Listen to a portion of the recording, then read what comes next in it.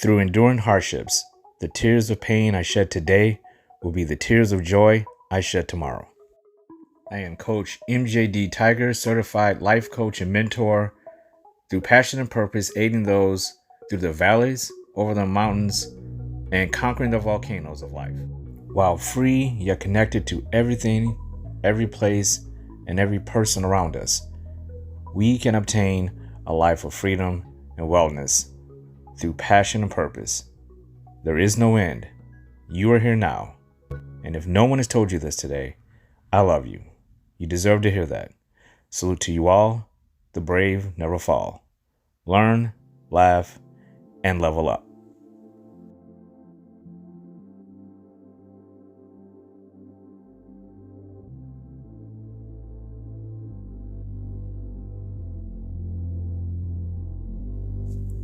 How are you feeling?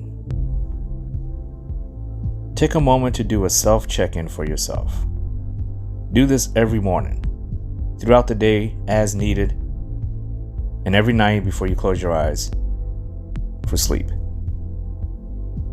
Ask yourself, how are you feeling mentally? How are you feeling emotionally? How are you feeling physically? How are you feeling spiritually? And all, how do you feel in your mind? How do you feel in your body? How do you feel in your heart? And how do you feel in your soul? Balancing yourself is a healthy daily practice that will reliably keep you in harmony with your entire mind, body, heart, and soul. Take these next few moments of meditation in silence to answer those very questions. How are you feeling?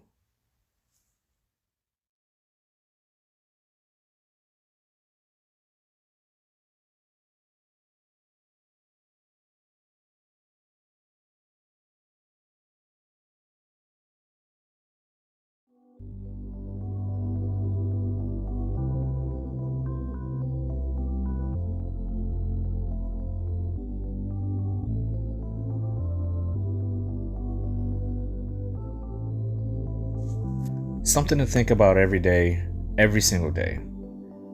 Fear, mistrust in yourself, doubt, limited beliefs. These are things that you have to rid yourself of every single day. And it may have to be a reset button every single day. That reset button is trust. And that button is powered by self-love and self-respect you have for yourself. Everything that you fear, everything that you believe is holding you back, everything that you think is going wrong, there's always another way. There's always a different point. And sometimes we're going too fast. We got to slow down, sometimes even stop. The goal is just not to go backwards. It's to go forwards. We can only do that by trusting ourselves to know we can get over fear and obstacles, and limited beliefs, and the stories we tell ourselves each day that we can't do it. Yes, we can. Yes, we will. Yes, we do. That is something to think about every single day, every single moment. You do, you can, you will. There is no should. There is no try. Just do it. Be patient with yourself, love yourself, be grateful for what you have, and forgive yourself, and keep moving forward. You are stronger than what you are giving yourself credit for. Trust yourself.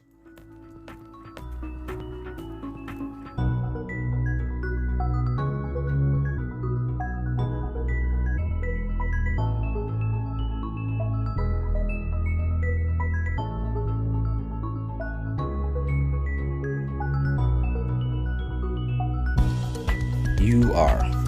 Episode 7. You are letting go of negativity and loss. There's something that I always envision within our lives as individuals. And we all have had to read a story in a book. We've all seen our favorite films, our favorite TV shows, our favorite theater plays, our favorite musicals, our favorite comedies, our favorite romances. And one thing that's a common thread in all of those things is that it has to be pieced together by a lot of different parts. And It starts with the vision of the writer, and then you get the producers involved. You find a director, you find the actors, you find the crew. You got to find the equipment, you got to find the locations.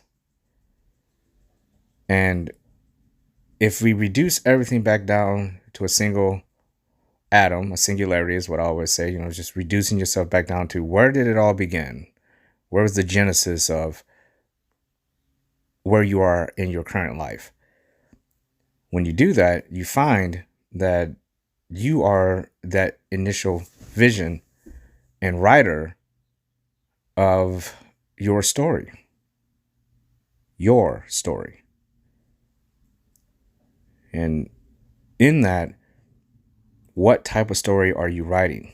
And I guess that would depend on what type of person you are. And just like any good piece of writing, there are all different types of layers within it. You will have moments of heavy drama. You have moments of light comedy. But the important part is, do we expect the people around us to play their parts exactly the way we wrote them in our minds? Do we expect the places to be as beautiful and lush and perfect as we wrote in our minds? Do we expect the things to be as perfect as we wrote in our minds? Or do we have to do rewrites and we have to make adjustments? Which is often the case. How many different drafts do we have to create for ourselves? And in The Brave Never Fall, I call them blueprints. How many different blueprints do we have to create before we say, this is the best way to move forward? Then we move on to expectations. What do we expect to get from what we initially conceived in our minds? And we got to bring them from the fantasy in our minds to the reality of the world. And not only that, now it affects other people, because when it's reality, it's real. When it's fantasy, it's not. So it's all about what you have inside of you, projecting it forward externally, and is it valuable to those around you? Is it bringing an impact to those around you in a positive way? Are you allowing your actors to be able to improvise? I would say your actors in the roles that you created. Are you just going to control and say, I wrote this character this way. This character has to be this way. And if it's not this way, you are fired. You're jettisoned from this production, from my production. The best writers know that, even if you get into directing, the best directors know that you got to give your actors some room to be able to pull in a lot of their own influence and their characteristics and their strengths. And they have to detach and be humble enough to say, I can't control this person. Yes, I would like them to be more like the character that I wrote, but there's a lot of things that this person is bringing to the table that's much better than I envisioned. It doesn't have to be the exact same way that I wrote it initially in that one draft. It's the reason why in film they have cast readings before you start production, because that's when you have to start making those adjustments before you even get to set. I'm saying all this to say this. Negativity and loss is really coupled into that initial building point of your boundaries, your principles, your morals, your values that you have for yourself. What are your expectations of what you want from who you are? How genuine are you? Are you the same person on the outside as you are on the inside? And if that's the case, what do you plan to do about it that's impactful? Are you practicing what you preach? Are you showing what you speak of? And these are things that will allow you to open up the doors of rooms you don't need all the clutter in. There's rooms that we have in our lives. I was talked about these doors that we open. You go in a room and it's like, what is this room? What is all this crap? It makes me feel like a loser. Or what is this room? This is great. This is exactly the way I want it. Life is the same way. When we can start open up those doors and saying, hey, I don't particularly like this room, We can change what's in it, but unless we knock the walls down, we can't change the actual walls themselves. We still have to make do with what space we have in that room. Make the best of it and be grateful and appreciative that we had a room at all, that the room even had a door on it. It's very easy in life to get into a victim's mentality within ourselves. And when we let go of negativity within ourselves, we accept loss and get rid of all the negative emotions that goes with it. We understand that getting rid of things and people and places in our lives jettison not only what we don't need, but what is not of value. Because again, those sometimes can be two different things. What we need may not have any value, and what we value may not have any need. It's all about balance. But how do we get forward if we're clinging on to things within ourselves? And again, the external part of it is secondary. If what is within is not balanced out, you cannot expect balance externally. You can't expect it because you don't recognize it. You can't recognize it because you can't recognize it in yourself. And we too often tell ourselves stories, and we do these rewrites in our own mind of our own stories, and we say, I think I got it right this time. I wrote this person perfectly. I wrote this place perfectly. I wrote this thing perfectly. This time it will work out this way. The problem is we cannot control it. Even if a director hires an actor, the actor may stand on set and not say a single word. Might not say a single word of their dialogue. What are you going to do then? All you can do is get rid of them. But you can't make people play a part in the dramas and the comedies and the romances that we create for ourselves. We have to be humble. We have to allow other people to improvise within our lives and be themselves. And when we have the actors who don't want to speak and are just blatantly being disrespectful and not saying anything, then of course we have to take extreme ownership over our boundaries and say, hey, listen, this is not what I need. That's a little too far away from my vision. Because there's nothing wrong with saying, hey, look, there's a lot of this that works, and I know it works, and I want it done this way. Those are your boundaries. But your boundaries cannot go so far to the extreme where you become a tyrant within yourself and to others, where your lack of self-control and your ability to want to control gets out of hand to the point where you become an entitled little child as an adult.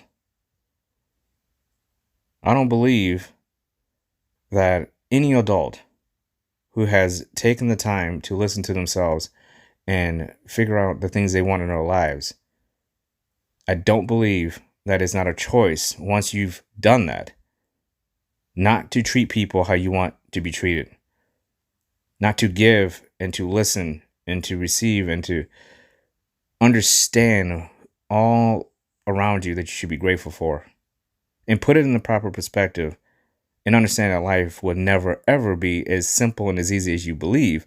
We just want to get it as simple and as easy as possible. By eliminating negativity and the sense of loss from our lives. And what I mean by eliminating the sense of loss is that it's a sense of failure. You have to look at failures as a positive, not as a negative. You have to look at it as the beginning, not as the end. So eliminating loss means eliminating the fixation that every time something goes wrong in your life, it's a negative. Things will happen every single day. They never stop. There will always be some little hiccup throughout each day, big or small. Regardless if it's material, with a person, place, a thing, it doesn't matter. Every single day we have to face little trials and errors and mistakes on our parts and make adjustments. I said in the previous podcast, we should expect the unexpected, but not be surprised by the unexpected. Things can and will go wrong. I've always found it fascinating that people get shocked when machinery breaks down, when a car breaks down, when they get a flat tire, when their stove blows up, when the refrigerator goes out. when they can't find their socks, when their animals use the bathroom in the house, when their boss gives them an unexpected assignment at the end of the day. All of those things were possible in this world when you woke up that morning as a possibility that could happen. But the control aspect, the entitlement aspect that we can often get, and we all have been through this. This is why life experience is so important, because the only way to understand this is you have to go through it. We feel entitled that those things should not happen to us because we don't want them to. That's not the script that we wrote this morning. We want today to be how we want it to go. How dare this dog shit in the house? How dare my boss give me an extra assignment? How dare my refrigerator go out? How dare my tires be flat? How dare this person have a day where they're not having the greatest day? I wanted them to have a great day because I'm having a great day. That's not exactly how life works. And all of those things that we're fighting against, those forces were there to present themselves at any moment, any day. But we convinced ourselves that morning that today is going to go how we want it. And that is called selfishness. We're not guaranteed anything outside of our own selves, and a lot of times not even within our own selves, that is going to go the way we want. You may say, hey, I'm going to lock myself in a room and I'm going to have the best day ever. Nobody's going to bother me at all. And a storm comes and knocks your electricity out and a tree falls through your window. I'm sorry, you can't just run from life. Life is going to happen no matter if you lock yourself in a room by yourself or you're out and about working with 1,000 people. Each moment can and will present something that may or may not be what you thought it would be before that moment happened.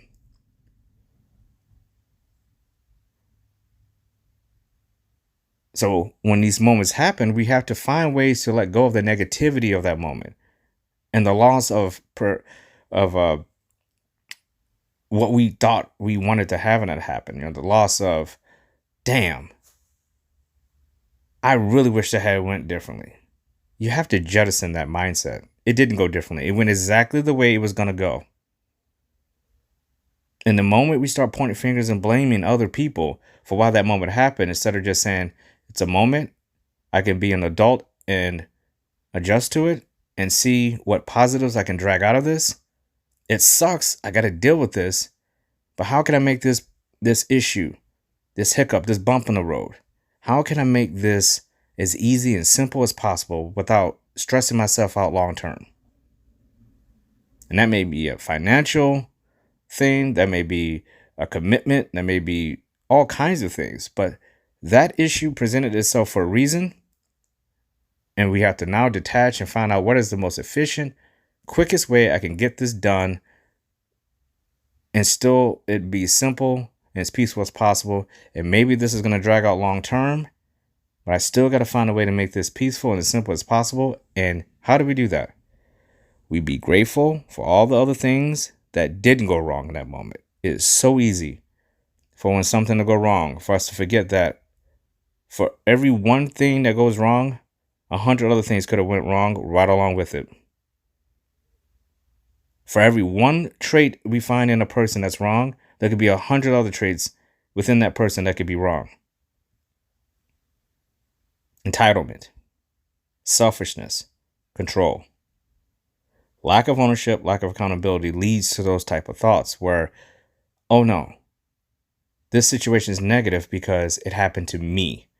As if that situation happened to anyone else, it would be positive. It's always negative if something is a detriment to what you want it to be in that moment. If it's giving you negative feelings, if it's giving you anxiety or stress, no matter what it is. We're all individuals. Those measures are determined by each individual.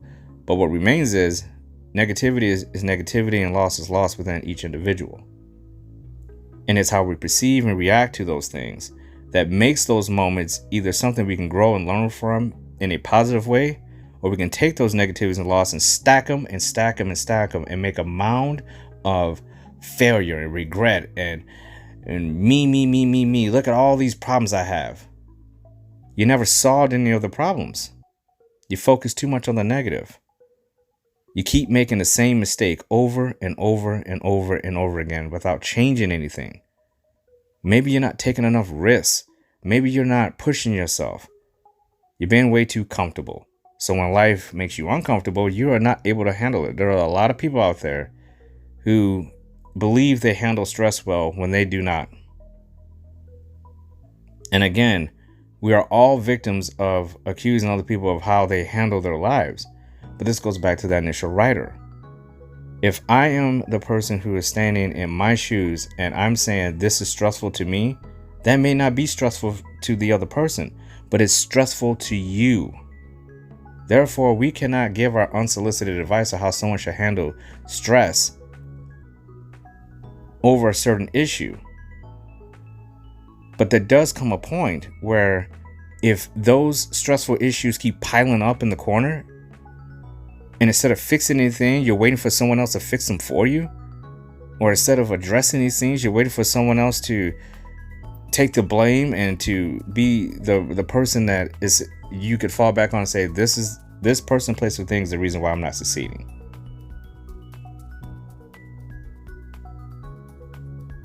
Negativity and loss adds to that stress and anxiety because we focus too much on it. When you focus too much on it, this is what you get. You get a hypersensitive persona about yourself that it's not productive because you're not pushing past that moment in a positive way. You're stopping right at the negativity. You're stopping right at the failure, the loss. And you're going sideways instead of going forward. You panic, fight or flight. Oh shit, this just happened. Now what do I do? Simple. You detach. Slow down. No blaming. No accusing. Let's just see what's happening here. And let's find the simplest, easiest, calmest, less drama-filled situation we can find to correct this issue. Short term or long term. You also have to be loyal to the fact that in our lives, are we loyal to who we are by what we're creating and how we react to it? Or are we loyal to always waiting for something to happen and how we react to it? And that's the other aspect of it is the expecting thing. You can take everything in this world to the extreme. There are those who also expect everything to go wrong every single moment. And that is also not the case. That is the other extreme. And it takes discipline to kind of find out where you fit within that. And for me, I always have found if something is extremely difficult to me, or something or someone or someplace is extremely difficult, I will strip it down to its barest minimum and see what I have. I will eliminate any obstacle that will bring any tension to that in a positive way that benefits both parties. And the only way you can do that is you have to detach and say, okay, what's the situation? It's feeling negative right now. How can I turn this negative into a positive and never address this issue again if I don't have to? How can I turn this sudden loss of positivity into a gain in positivity? I need to get rid of this negative feeling of failure and loss right now and turn it into something positive. And it needs to be reality. It cannot be something that I just think about. I have to actually do it. Again, we go back to who you are on the outside should match who you are on the inside. So if you're thinking it, you should be able to create it. We see people, and we do this within ourselves all the time. We talk about what we're going to be, who we're going to be to ourselves and other people, but we procrastinate on it. We talk about what we could be. Well, I love Star Trek. The Starship Enterprise is not going to land in my front yard today. That's a fantasy. But I could damn well go outside and break my leg in the front yard today. That's reality. So in our minds, if you're saying, in my mind today, I'm going to do this, and it doesn't happen, you just created a fantasy in your mind because you never brought it into reality. So unless I can go out and make a starship and land in my front yard, that wanting of seeing the Starship Enterprise land in my front yard is never going to happen. The only way that's going to happen is I have to go build a starship. But now I'm wasting my time and my mind, my energy on something that is a complete fantasy, because I know, A, I don't have the resources to do it. 2, it's not feasible anyway. And 3, I have better things to focus on that actually do impact myself. That means I can break my leg out there. So when I'm mowing the lawn, I'm going to make sure that I'm safe and there's nothing out there that can trip me and I won't break my leg. That's something I can create in real time, in reality, and I still could break my leg. So these things I like to think about in life. Letting go of negativity and loss. I mean, loss is a big one, because when I was very depressed back when I was younger, after my father had died when I was 14, I went through a whole period where I accepted loss as if it was a friend. It was almost something that got me through. In some weird way, it did. In those years where I was in my deepest darkness, which was around from age 20 to 25, I mean, this was a long time of being depressed. And a lot of people, most of the people on this planet who knew me at the time, had no idea I was depressed at all. Because I found, somehow, without even knowing it, subconsciously, I found positives in going through that darkness. I knew it was temporary. I knew I wouldn't be in it forever, so I didn't mind it. And subconsciously, I learned as much as I could about myself in that darkness to say, if I could do all of what I'm doing, I'm still going to school, I still have friends, I still have a social life. You know, I have a fiance. If I could do all that in this darkness, holy shit, what could I do if I wasn't in it? But then I took all that and I put it on the shelf. And I decided, you know what? I'm good now. I think I got out of it. And I got married and I had a kid. And all of a sudden that darkness started to creep back up again. Don't make the same mistake twice. Don't make the same mistake twice. That's what I kept telling myself. I refused to go back in that darkness. And I went up on that shelf, and I got that book out of darkness, and I started reading it over. Now, this is not a real book. This is the book of me, my memories, and how I felt. And I realized when I went back through those memories that I had made darkness my friend. I had made depression my friend, and I learned all I could from it. I had conversations with it, metaphorically speaking. And I figured out a lot about myself. And I realized, well, if I could do that with the darkness, why can't I have a friend with the light? Why can't I have a close friend with the light? And that's when I found out, which is all about balance. I had already friended the darkness. Now I'm friending the light. I know the extremes now. I know the extremes now. I know what I can do and what I can't do. And now I can look at, I'm accepting gaining things and focusing on that because I understand its relationship with loss. So when I get in my little bouts of depression, which we all do periodically, I know how to get myself out of it because I don't run from the depression. I actually know I have to figure out who I am within those moments. And when I get out, I can say, okay, I learned a little bit more. That was a little piece of the darkness that I didn't know before. But how can I turn that into positive and add a little bit more light to the lightness? And all that is woo-woo stuff that I know sounds insane. Or maybe it doesn't. Either way is my reality. But that's the whole point. It's my reality. Each individual has to create their own reality to deal with that balance of life. To figure out how to get rid of the negativity and loss in your life and move forward. A lot of times, most of the time, that's finding out what your purpose is in life and living within that.